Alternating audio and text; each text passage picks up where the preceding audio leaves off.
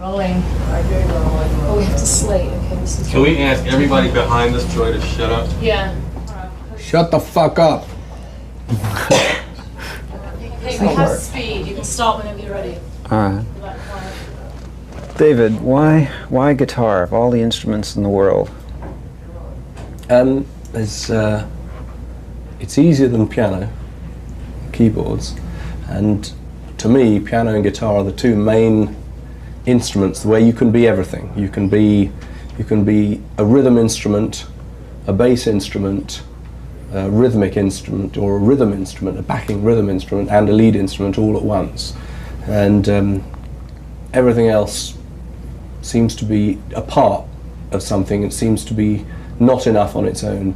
I love the drums, the bass, and all sorts of other instruments, but they need to be with someone else. You can't do it all on your own. You can't be a complete sound making music just playing the drums or just playing the bass. You can do it with a guitar. Did you start off, keyboards. were you initially playing an acoustic instrument and then went to an electric guitar? Yeah. Who did you first listen to that made you want to play electric instead of acoustic? I always wanted to play everything, I think.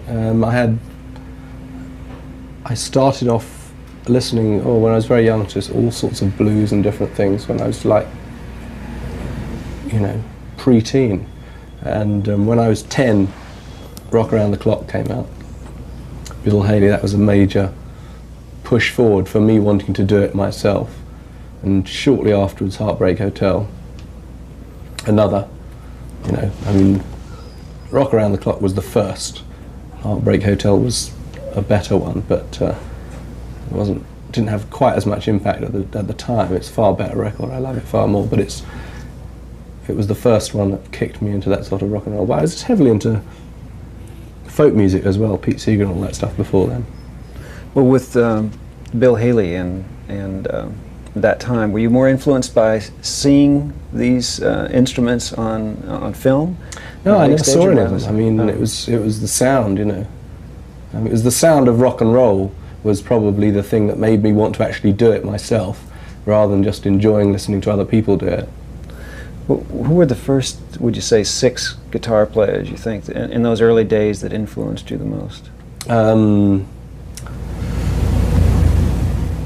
Let me think. Who were the first 6? God, I should think Pete Seeger, Leadbelly, Hank Marvin.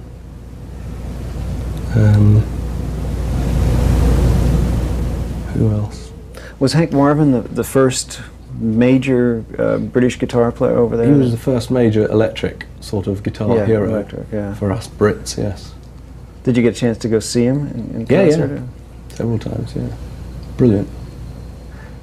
Your current setup now is very electronic. You have all sorts of effects devices on the floor and rack-mounted devices. How important is the electronic side of rock and roll to your playing? I mean, I can play stuff without them quite happily. I can play acoustic guitar. I like to have a lot of things available to me. I like to have a lot of sounds. I see no point in limiting myself to any one particular thing or any one particular style. So whenever I find something new and exciting, I just add it into the general stuff, and I try to get it on the push of a button that I can use it. But as you said, I think in Guitar Player magazine, that you don't really see yourself as in the forefront of the electronic movement, the high-tech movement, but yet I don't sit around, investigating stuff like that terribly much, looking for it, but every once in a while I sort of potter out and look through the adverts and ask someone to go and borrow some of these devices for me to try out and just see what happens. What do you think that it is, could you say, about your own style that makes it uniquely David Gilmour? Wish I knew. I'm glad that it is fairly unmistakably me. I mean, for better or worse. I mean, it's hard to know. Not many people think it's someone else, and I'm glad I've got that, because it's definitely a plus to have. Did you consciously develop a unique style that it just sort of come along? If I try to sound like anyone else, I can try very hard to sound like Jeff Beck or Eric Clapton or Hendrix or whoever, or never works. It sounds like me trying to sound like them. The guitar, to most people, I think, throughout the world, is probably the preeminent symbol of rock and roll. When you were beginning your playing the electric guitar, did you find yourself as a young child standing in front of mirrors, emulating the physicality of it before the music? Never got into that at all, really. Is trying to learn now, but can't afford a big mirror. Is in your mind the guitar the symbol of rock and roll? Well, it goes back to the same thing. It's the most complete instrument, you know, for playing any type of music on, really. I mean, you can't sit and be a whole thing playing a violin, and you can't be a whole thing playing a bass guitar or just a drum kit, you know. The piano or the keyboard, where you've got two hands which can play bass parts, rhythm parts, moving parts, and lead parts, and the guitar, the two instruments which for me, and I prefer the guitar. I mean, I play a tiny bit of piano and keyboard myself, but pretty badly.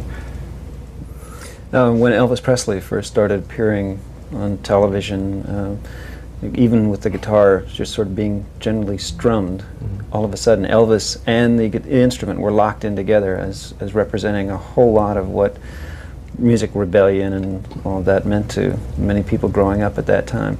Did you, were you influenced by Elvis as a player as well as a symbol? I didn't actually have television till at least 5 years after Elvis started. So I think, I mean, I can only remember listening to the records and listening to the Radio Luxembourg, a late sort of an evening radio station beamed in from Europe that we could get in England. I can't remember ever seeing very much of it in its very early years, or in my first few years of exposure to rock and roll. I may be deluding myself, but I suspect I'm less concerned with the image than what it actually sounded like. Do you recall what those first feelings were when you heard like Bill Haley and Heartbreak Hotel? And yes, and it was just wonderful. I wanted to be a part of it, you know.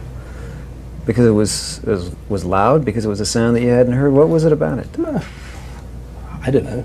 I mean, ask 10 million other people who feel the same. I mean, you must know as well as I do. It's not something you can describe or explain, really, is it? Well, one thing I remember... I never really felt that rebellious about it or anything. I just liked it. It was good fun, you know.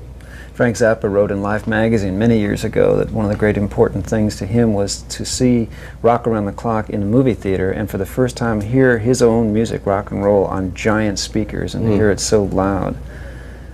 What was going on in those days in England, in the British music scene? Was it skiffle music and then all of a sudden it was rock and roll?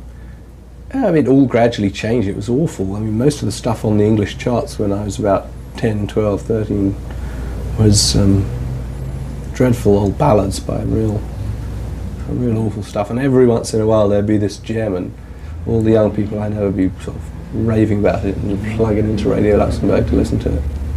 Petula Clark and people like that, it's all over the place. What's in the future for David Gilmour? More of the same, I guess. Carry on till I drop. Will there be any videos in the next year? I really haven't got any definite plans fixed up. You know, I'm only contemplating starting to put a new album together, considering doing another tour next year. I mean, I'd like to get an album and a tour together for next year over here, but nothing's particularly definite yet. I'm just meandering on, doing occasional bits here for myself and bits for other people. Thank you. You're one. We're done. Great, thank you. Let's play some back.